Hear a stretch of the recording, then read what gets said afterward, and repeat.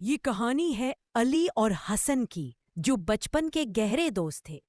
وہ ہمیشہ ساتھ کھیلتے، ساتھ اسکول جاتے اور ایک دوسرے کی ہر خوشی اور دکھ بانٹتے تھے۔ ایک دن اسکول میں ایک نیا طالب علم آیا۔ وہ ایک امیر گھرانے سے تھا اور ہر روز نئے کھلونے لاتا پر سب بچوں میں بانٹتا۔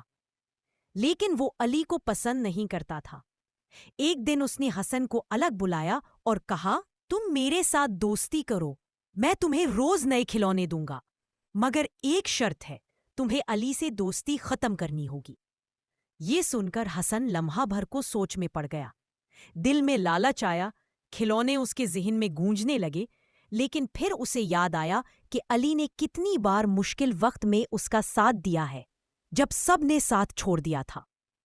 حسن نے مضبوط لہجے میں کہا، دوست کھلونوں سے نہیں بدلے جاتے، علی میرا بھائی ہے، میں اسے کبھی نہیں چھوڑوں گا۔ یہ سن کر نیا لڑکا حیران رہ گیا۔ اس نے کبھی ایسی دوستی نہیں دیکھی تھی۔ کچھ دن بعد اس نے بھی علی اور حسن سے دوستی کر لی اور تینوں ہمیشہ خوش رہنے لگے۔